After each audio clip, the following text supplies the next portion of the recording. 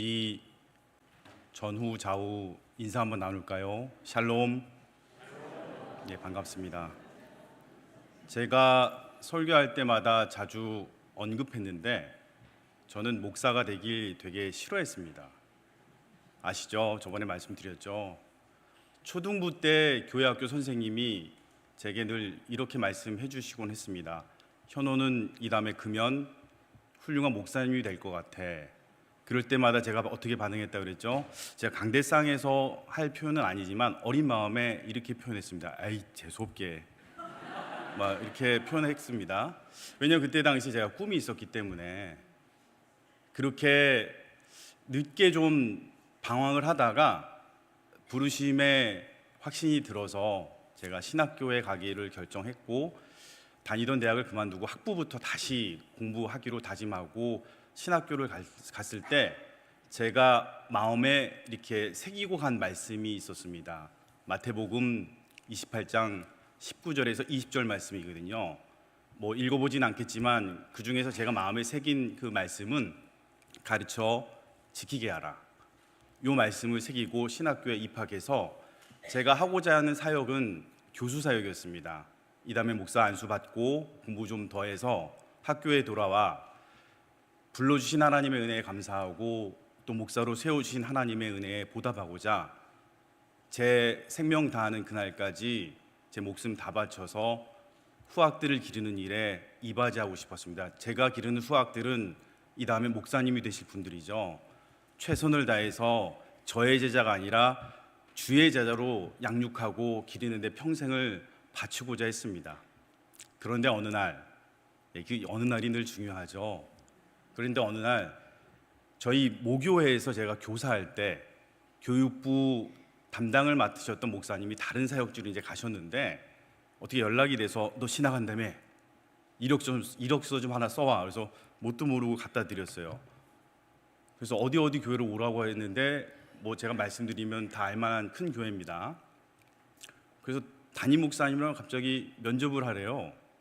그래서 면접하고 악수하더니만 다음 주부터 나와서 설교도 하고 고등부 담당을 맡아서 이제 교육전도사로서 목회를 하라고 이렇게 해주셨습니다. 그래서 사역의 길이 열려서 사역을 하게 되는데, 사역을 하면서 그 가르쳐 지키게라는 말씀보다 더 강력한 말씀이 제 마음속에 새기게 되었습니다.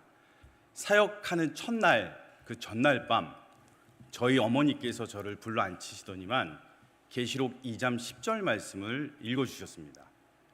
계시록 2장 10절 말씀도 다 읽진 않겠습니다. 근데 거기에 저희 어머니께서 계속해서 반복해서 읽어주셨던 구절은 죽도록 충성하라였습니다. 저를 앉혀놓고선 이렇게 말씀하셨어요. 3급도 바라지 말거라. 너는 이미 받았다. 명예나 권력도 바라지 말아라. 너는 주의 종이다. 그저 죽도록 충성하거라. 그래서 정말 죽도록 충성하는 마음으로 죽도록 충성했더니 진짜 빨리 죽을 뻔했습니다. 그렇게 사역을 죽도록 충성하고 있었는데 이 죽도록 충성한 삶이 무엇일까라고 고민을 하게 만든 사건이 하나 있었습니다. 그 사건은 제가 사역했던 교회가, 우리 교회도 이제 7월 달 되면 광고 담임 목사님께서 해주셨듯이 각 교회학교 부서가 여름 수련을 하죠. 여름 수련을 마치고 교육부 전 교육자들이 연극을 보러 갔어요. 점프라는 제목의 연극인데 그 연극을 보게 되면 코믹 연극입니다. 등장하는 배우들이 대사가 없습니다. 대사가 한마디도 안 나와요. 그저 무술을 합니다.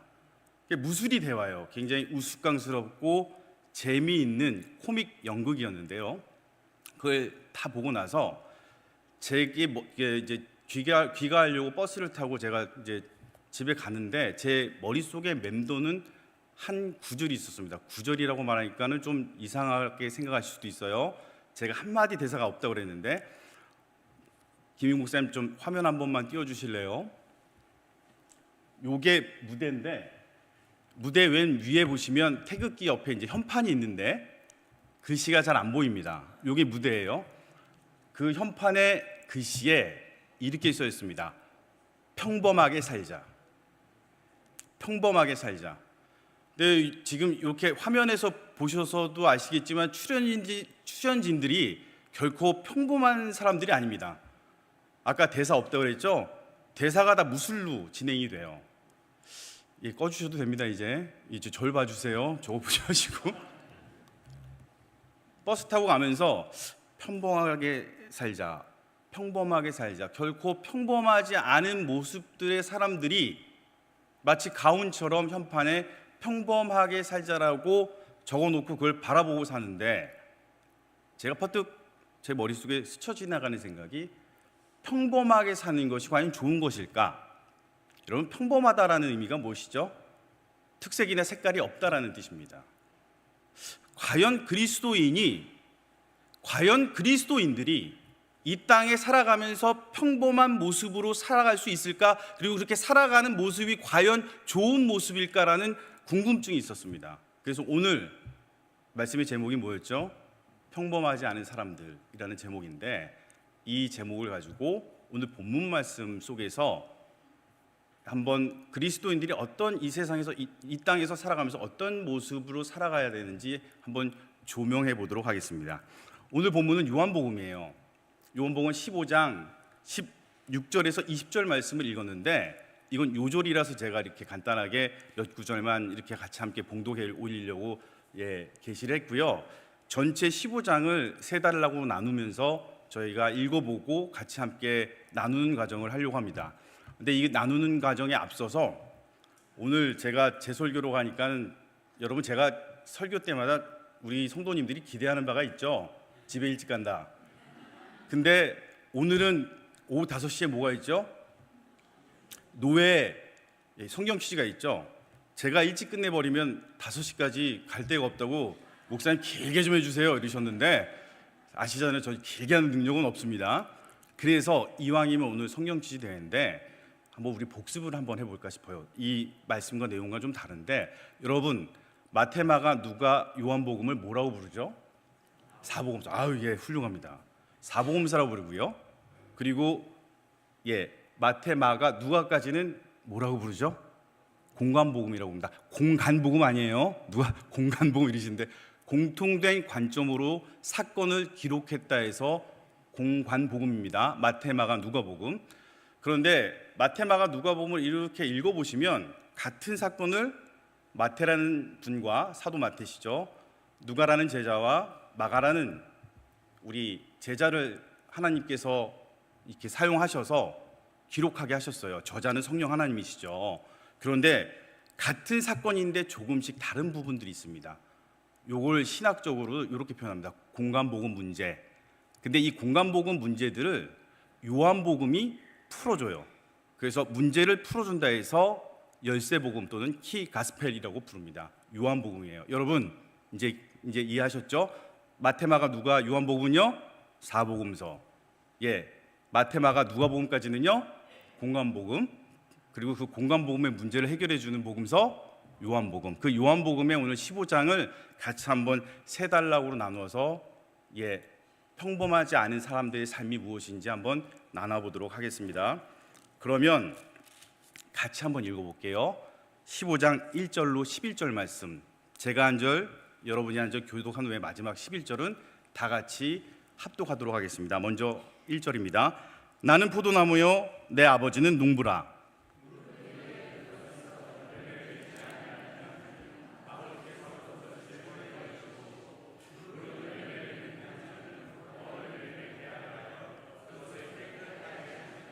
너희는 내가 일러준 말로 이미 깨끗하여 졌으니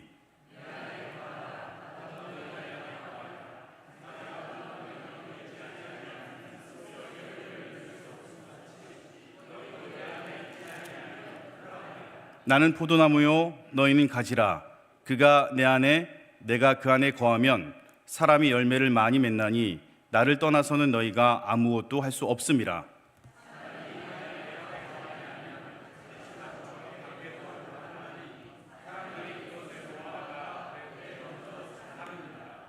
너희가 내 안에 거하고 내 말이 너희 안에 거하면 무엇이든지 원하는 대로 구하라. 그리하면 이루리라.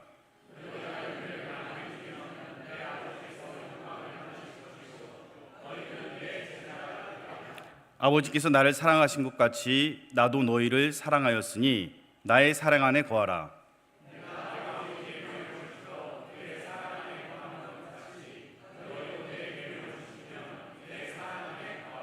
합독하겠습니다. 내가 이것을 너희에게 이름은 내 기쁨이 너희 안에 있어 너희 기쁨을 충만하게 하려 함이라. 아멘. 1절부터 11절까지의 말씀을 여러분들 많이 읽어보셨을 겁니다. 참 포도나무의 비유인데 이 참 포도나무의 비유는 공간복음서에는 안 나옵니다. 유일하게 요한복음에만 나오는데요.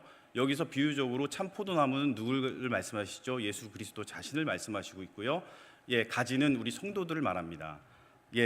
요 방금 읽었던 요한복음 15장 1절에서 11절 말씀은요, 그리스도와 성도 간의 연합된 삶을 말씀하고 계시거든요. 여러분, 그리스도와 연합된 삶을 사는 것은 우리 성도에게는 매우 중요한 삶입니다. 구원받은 성도로서 그리스도와 친밀한 연합, 즉 교제를 통해서 우리가 새 생명을 공급받고 또 말씀으로 계속해서 성화되어지고 또 열매 맺는 삶을 살아야 합니다. 그런데 우리는 세상 속에 살죠. 세상 속의 사람들은 그리스도가 자신의 주인이 아닙니다. 세상 속에 사는 사람들은 자신의 스스로가 무엇을 할 수 있을 거라고 생각하며 살아가는 사람들이 죄송합니다. 세상 사람들이죠. 그러한 세상 사람들 속에서 살아갈 때 우리는 그리스도를 주인 삼아 그리스도의 계명을 지키며 서로 사랑하라는 계명을 지키며 살아갑니다. 그리고 10절 말씀 다시 한번 같이 읽어보도록 하겠습니다. 10절입니다. 내가 아버지의 계명을 지켜 그의 사랑 안에 거하는 것 같이 너희도 내 계명을 지키면 내 사랑 안에 거하리라. 11절입니다. 내가 이것을 너희에게 이름은 내 기쁨이 너희 안에 있어 너희 기쁨을 충만하게 하려 함이라. 아멘. 내 계명을 지켜 그의 사랑 안에 거하는 것 같이 너희도 내 계명을 지키면 내 사랑 안에 거하리라. 계명을 지키는 삶으로 말미암아 사랑의 열매를 맺으며 살아가라는 말씀입니다. 여러분, 세상 사람들은 세상이 주인이요 내가 주인인데 그분들과 반대되는 모습으로 하나님이 내 인생의 주인이고 예수 그리스도의 제자된 삶의 모습은 하나님의 계명을 지키며 살아가는 모습입니다. 그런데요, 여러분, 하나님의 계명을 지키며 사랑을 실천하고 열매 맺는 삶을 살다 보면요, 세상과 반대되는 모습의 삶을 살 수밖에 없는 그러한 모습이 나타납니다. 그럴 때 세상 사람들이 바라봤을 때 세상 사람들이 우리 그리스도인들을 보고 뭐라고 하죠? 뾰족한 사람들, 그리고 어쩌면 눈을 흘기거나 핍박하는 사람들도 있습니다. 또 어떤 이들은 저도 그런 말 들어봤어요. 예수쟁이, 참 말 많다. 이런 조롱 섞인 말들을 듣곤 합니다. 그런데 우리가 참다운 그리스도인이라면 하나님 말씀대로 살아야 됨은 우리가 다 알고 있는 사실이죠. 여러분, 말씀대로 사시는 여러분 되시기를 부탁드립니다. 그런데 아까도 말씀드렸지만 말씀대로 살려고 하다 보면 세상과 부딪힙니다. 왜요? 세상은 하나님이 주인이 아니고 하나님 말씀대로 살지 않기 때문이죠. 세상 사람들이 예라고 말할 때 우리는 하나님의 말씀에 비춰서 그 예가 아닌 거라면 아니로라고 말해야죠. 세상 사람들이 아니오라고 말할 때 우리는 하나님 말씀에 비춰서 예이면 예라고 말해야 되는 것이 우리 그리스도인들입니다. 그리고 사랑을 실천하고 열매 맺는 삶을 살아야겠죠. 그러한 삶이 결코 쉬운 삶은 아닙니다. 방금도 말씀드렸지만 조롱 섞이고 그리고 또한 신랄하는 말들을 들을 수도 있어요. 그럼에도 불구하고 우리 그리스도인은 참 포도나무인 예수님과 접붙여서 가지된 삶을 살아야 되는 우리는 계명을 지키며 열매 맺는 삶, 사랑을 실천하는 삶을 살아야 될 줄 믿습니다. 그렇기 때문에 세상 사람들과 어쩌면 반대되는 모습대로 살아가기 때문에 평범하지 않은 모습대로 살아가는 그러한 모습이 우리의 모습일지 모르겠습니다. 여러분, 세상 사람들이 조롱할지라도, 세상 사람들에게 눈을김을 당할지라도 당당하게 아닌 것은 아니오, 또 그렇다고 예라고 말해야 될 때 예라고 말하시는 여러분 되시기를 예수님의 이름으로 부탁드립니다. 그런데 그 기준은 뭐죠? 하나님의 말씀이죠. 어떤 분은 제게 직접 말씀하세요, 이런 분도 있어요. 뭐 직접 하나님의 음성을 듣는 분도 계실 수도 있습니다. 그런데 여러분, 이런 교회에 이런 우스꽝스러운 농담이 있어요. 우리 교회 교인이 약 2,000명이라면 성령 하나님은 2,000분이 계시다. 나에게 직접 직통계시라는 표현을 쓰지만 직통계시를 받으실 수도 있습니다. 그건 모릅니다. 그런데 아까도 말씀드렸지만 그걸 확인할 방법은 없죠. 그게 사회를 혼란시키고 신앙을 혼란시킬 수 있기 때문에 하나님께서 가장 귀한 계시인 신구약 성경 66권을 우리에게 주셨습니다. 여러분, 그 말씀이 생명의 말씀이요 가장 정확한 정확무한 계시의 말씀을 기억하시는 여러분 되시기를 부탁드립니다. 그런 계시의 말씀을 따라 살 때 혹여 세상 사람들로부터 비판을 받거나 세상 사람들로부터 따돌림 당할 수도 있습니다. 그럼에도 불구하고 우리는 그렇게 살아야 되는 사람입니다. 왜일까요? 하나님께서 우리를 택해 주셨기 때문에 그렇습니다. 다음으로 12절에서 17절 말씀 함께 읽어보도록 하겠습니다. 내 계명은 곧 내가 너희를 사랑한 것 같이 너희도 서로 사랑하라 하는 이것이니라. 사람이 친구를 위하여 자기 목숨을 버리면 이보다 더 큰 사랑이 없나니 너희는 내가 명하는 대로 행하면 곧 나의 친구라. 이제부터 너희를 종이라 하지 아니하리니 종은 주인이 하는 것을 알지 못함이라. 너희를 친구라 하였노니 내가 내 아버지께 들은 것을 다 너희에게 알게 하였음이라. 너희가 나를 택한 것이 아니요 내가 너희를 택하여 세웠나니 이는 너희로 가서 열매를 맺게 하고 또 너희 열매가 항상 있게 하여 내 이름으로 아버지께 무엇이든 구하든 다 받게 하려 함이라. 내가 이것을 너희에게 명함은 서로 사랑하게 하려 함이라. 아멘. 여러분, 이 12절부터 17절 말씀은요, 예수님께서 우리에게 명령해 주신 성도 간의 사랑을 말하고 있습니다. 성도 간의 사랑은요, 우리 교회에서만이 아니라 세상 밖으로 나가서 하나님의 말씀을 들고 세상 사람들도 섬겨야 되죠.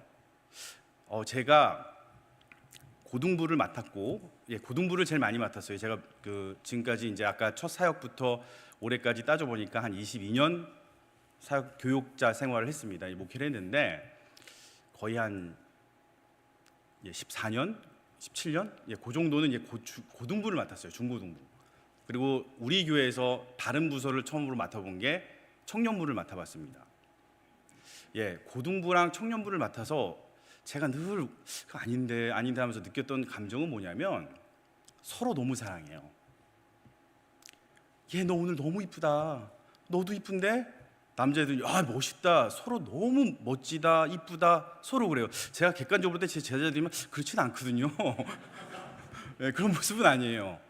서로 너무 사랑하고 서로 세워주는 건 참 좋습니다. 근데 우리 안에서예요.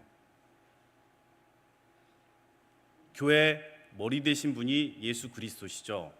교회를 세우신 분은 예수님이십니다. 그리고 서로 사랑하라는 계명을 지키는 것 맞죠? 그런데 교회 안에서만 그럴까요? 아니죠. 우리는 택한 백성으로서 세상 밖에 나가서 세상에서 소금과 빛의 역할을 감당해야 되는데 교회 안에서 그러고 있더라고요. 그래서 제가 늘 했던 말이 있었습니다. 나가서 놀거라. 꼭 교회 안에서 놀면서 너 이쁘다, 너 이쁘다. 제가 아까 말씀드렸죠. 그렇진 않아요. 근데 그러고 있어요. 서로 사랑하는 거 참 좋습니다. 우리 안에서 서로 사랑하는 것도 중요합니다. 그리고 우리 안에서 서로 섬기는 거 매우 중요합니다.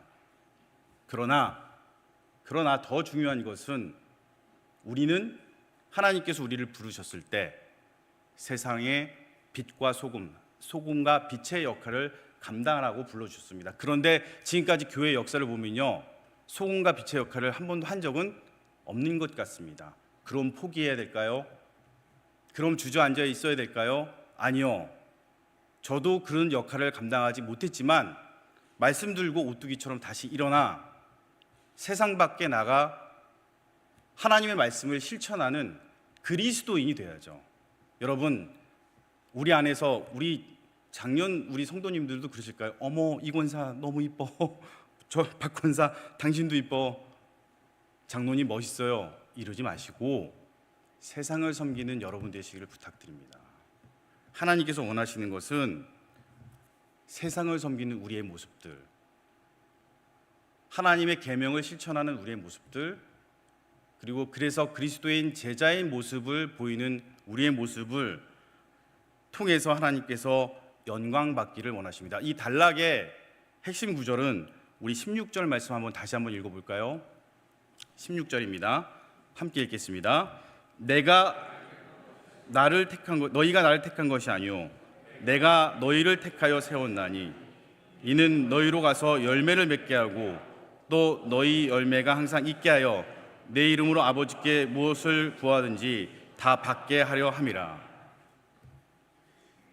여러분, 제가 질문 하나 하겠습니다. 여러분들께서 그리스도를 택하셨나요? 아니죠. 저도 제가 그리스도를 택한 것이 아닙니다. 하나님의 은혜로 하나님께서 저를 택해 주셨습니다. 너희가 나를 택한 것이 아니요 내가 너희를 택하여 세웠나니 이는 너희로 가서 열매를 맺게 하고 또 너희 열매가 항상 있게 하여 내 이름으로 아버지께 무엇을 구하든지 다 받게 하려 함이라. 이 구절에서 내 이름으로 아버지께 무엇을 구하든지 다 받게 하려 함이라, 이 말씀을 상당히 오해하시는 우리 성도님들도 있습니다. 무엇이든지 다 구하면 받을 수 있을까? 근데 나 기도하는데 왜 안 받지? 못 받지? 우리가 기도하는 것은요, 우리가 아버지를 잘 알아 아버지 뜻대로 구한 것들을 다 주시겠다 약속하신 말씀입니다. 우리는 택한 백성입니다. 내가 그리스도를 택한 것이 아니라 그리스도께서 우리를 택해 주셨고 명령하십니다. 너희로 가서 열매를 맺게 하고 또 너희 열매가 항상 있게 하여 내 이름으로 아버지께 무엇을 구하든지 다 받게 하려 함이라. 여러분, 아버지의 뜻대로 구하고 아버지의 뜻대로 행함으로 말미암아 열매를 맺어 기도하는 모든 것마다 이루어지는 그런 역사를 보는 여러분 되시기를 예수님의 이름으로 부탁드립니다. 이제 18절에서 27절 말씀 아까 함께 같이 읽었는데 이 단락은 좀 구절이 기니까요, 제가 한 절, 우리 성도님들이 한 절 교독하신 후에 마지막 절은 같이 함께 합독해서 봉독해 올리겠습니다. 18절 말씀입니다. 세상이 너희를 미워하면 너희보다 나를 미워한 줄 알라.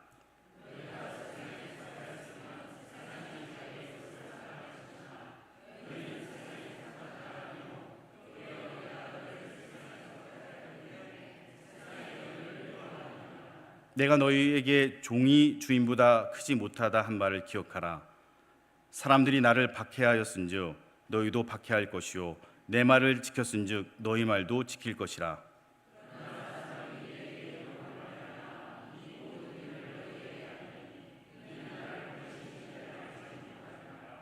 내가 와서 그들에게 말하지 아니하였더라면 죄가 없었으려니와 지금은 그 죄를 핑계할 수 없느니라.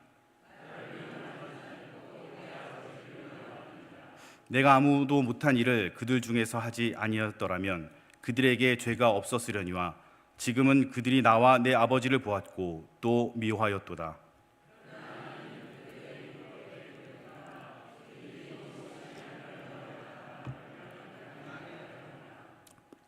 내가 아버지께로부터 너희에게 보낼 보혜사 곧 아버지께로부터 나오시는 진리의 성령이 오실 때에 그가 나를 증언하실 것이요. 합독하겠습니다. 너희도 처음부터 나와 함께 있었으므로 증언하느니라. 아멘. 세상이 너희를 미워하면 너희보다 먼저 나를 미워한 줄 알라 라고 이 단락의 첫 구절인 18절 말씀에 이렇게 말씀하고 계십니다. 여러분, 그리스도인들이 살다 보면 세상으로부터 많이 미움을 받고 있습니다. 여러분, 왜일까요? 같이 한 구절 한번 더 다시 한번 읽어보도록 하겠습니다. 21절입니다. 그러나 사람들이 내 이름으로 말미암아 이 모든 일을 너에게 하리니 이는 나를 보내신 이를 알지 못함이라. 이는 나를 보내신 이를 알지 못함이라. 여러분, 하나님을 모르는 세상에서 하나님의 말씀대로 살아갈 때 우리는 미움을 받습니다.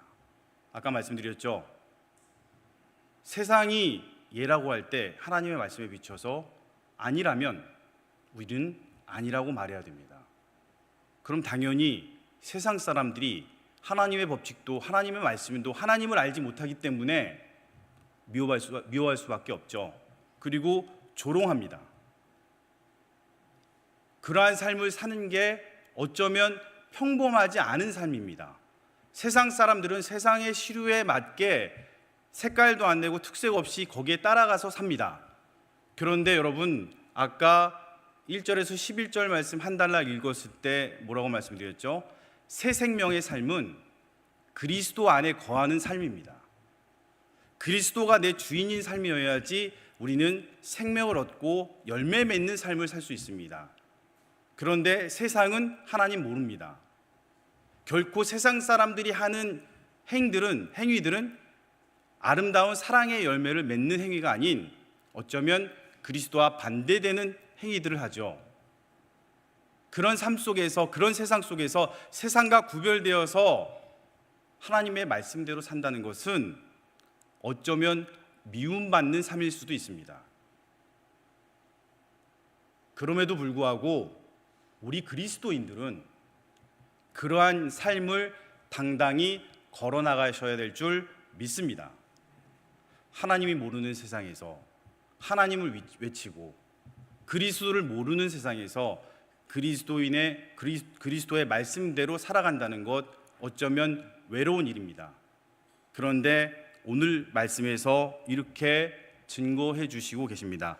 26절 말씀입니다. 함께 읽겠습니다. 내가 아버지께로부터 너에게 보낼 보혜사 곧 아버지께로부터 나오시는 진리의 성령이 오실 때에 그가 나를 증언할 것이요. 27절입니다. 너희도 처음부터 나와 함께 있었으므로 증언하느니라. 세상 속에서 하나님의 말씀대로 살아갈 때 외로울 수도 있습니다. 핍박받을 수 있습니다. 그런데 오늘 말씀에서 뭐라고 증거해 주시죠? 보혜사 성령님께서 우리와 함께 해주신다고 말씀하고 계시죠. 세상 속에서 할 말이 없을 때 보혜사 성령님께서 우리가 그리스도의 제자답게 살아갈 수 있도록 깨닫게 해주시고 알게 해주실 줄 믿습니다. 말씀을 증거해 주실 줄 믿습니다. 여러분, 성령 하나님의 역사를 바라보는 삶 사시는 여러분 되시기를 부탁드립니다. 여러분, 세상 속에서 우리는 그리스도인의 참다운 모습으로 살아갈 때 어쩌면 평범하지 않는 삶을 살아야 될 줄 모릅니다. 그런 의미에서 오늘 제목이 평범하지 않은 사람들이라는 제목으로 여러분과 함께 말씀 나눴습니다. 여러분, 부탁드립니다. 꼭 평범하지 않는 삶을 살아서 하나님께 영광 돌리는 삶 사시는 여러분 되시기를 예수님의 이름으로 부탁드립니다. 그런데 분명히 세상 속에서 평범하지 않는 삶을 사는 것이 어쩌면 그리스도인의 모습이라고 제가 말씀드렸는데 아까 뭐라고 그랬죠? 계명을 지키며 살아야 된다고 말씀드렸죠. 그렇게 살려면. 여러분, 제가 저번에도 한번 고백했는데 20년 가까이 20년이 좀 넘었군요. 목회 생활을 하면서 잘한 것이 하나도 없는데 하나뿐이라면 성도님들 만나는 성도님마다 말씀 꼭 읽으세요. 성경 읽으세요. 맨날 이렇게 말씀드렸거든요. 그거 하나는 잘했던 것 같습니다. 요 예를 들어드리고 오늘 말씀 마치려고 하는데 아까 제가 말씀드렸는데 이제 7월 달부터 우리 교회도 교회학교 여름수련회가 시작된다고 말씀드렸죠. 여러분들 여름수련회는 교회학교에 있어서는 가장 한 해에 있어서 농사로 표현하면 큰 귀한 농사입니다. 한 해의 큰 농사인데 여러분들 우리 교회학교 학생들이 수련회를 통해서 하나님을 좀 만나고 하나님과 깊게 교제하는 시간 갖도록 기도 많이 해주셨으면 좋겠습니다. 제가 고등부를 오래 맡았다고 그랬잖아요. 평소 때 고등부에 예배를 혹시 가보신 적 있으신가요? 이참에 한번 꼭 들여다보시기 바랍니다. 우리 교회의 자녀들입니다. 예, 열어서 이렇게 지켜본다고 해서 누가 뭐라는 사람 아무도 없습니다. 각 부서 한번 돌아다니면서 한번 우리 교회 자녀들이 어떻게 예배드리고 있는지 한번 지켜봐 주셨으면 좋겠어요. 그리고 기도해 주셨으면 좋겠습니다. 근데 제가 이제 담당한 고등부를 한번 예를 들어 볼게요. 수련을 가요. 근데 평소 때는 고등부 학생들이 찬양할 때 찬양 안 합니다. 어떠고 있는 줄 아세요? 그냥 이러고 있어요. 찬양하는 친구들만 속된 표현으로 자기들이 그래요. 목사님 연락에 찬양하는데 안 따라해요. 안 따라합니다. 근데 수련회를 가면요, 어디서 그렇게 기운이 나오는지 펄쩍펄쩍 뛰면서 찬양을 따라해요. 그리고 돌아와요. 이 수련회를 끝나고 어디 이제 캠프를 가든지 그런 수련회장에서 돌아옵니다. 일상생활로 돌아와요. 그리고는 그 친구들이 제게 와서 이런 말 합니다. 목사님, 수련회장에서는 성령 충만한 거, 어디서 성령 충만이라는 말은 또 들었나 보죠? 충만한 것 같은데 지금은 아니에요. 그래서 제가 이렇게 말했어요. 당연하지. 왜 당연하다는 말을 했을까요? 성령 충만이라고 착각했지만 실은 그게 성령 충만이 아니고 자기 기분이 좋았고 흥분됐겠죠. 같은 또래 친구들이 막 방방 뛰면서 찬양도 하고 막 또 은혜 받는 것 같고 그렇잖아요. 은혜도 실제로 받았겠지만 그러면 왜 이런 상태가 이렇게 있나요? 그래서 제가 이렇게 말했습니다. 평소 때 말씀을 읽어야 되는데 말씀을 많이 안 읽어서 그렇단다. 말씀을 읽어놔야 성령 하나님께서 말씀을 증거해 주시죠. 그래야 우리가 성령 하나님께서 그 조명 아래 말씀이 기억나서 이 세상에서 말씀대로 살아내죠. 그리고 그렇게 말씀대로 살아내고 하나님께서 지키라는 계명, 서로 사랑하라, 이 계명을 지키며 살 때 세상과 반대되고 하나님의 법칙대로 삶으로 말미암아 세상 사람들로부터 저 사람들 평범하지 않은데 이런 소리를 들으지 않겠습니까? 우리 성도님들께도 부탁드립니다. 말씀 많이 읽으십시오. 그래야 성령님께서 여러분들 안에서 말씀을 증거해 주실 줄 믿습니다. 그래야 내 안에서 증거된 말씀을 가지고 붙들고 세상 속에서 살아내고 말씀대로 살아내서 열매, 선한 행실의 열매를 맺음으로 말미암아 세상에서 소금과 빛과 소금의 역할 저희는 잘 못했지만 할 줄 믿습니다.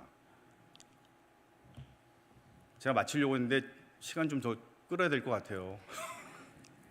한 예를 더 들고 좀 마치도록 하겠습니다. 우리 성도분 중에 한 분의 딸 이야기인데 제가 클럽에서도 나누기도 했습니다. 자기가 학교에 가면 예수를 믿는 학생이 몇 명 없대요. 그러면서 아빠한테 그런 말을, 이 집사님입니다.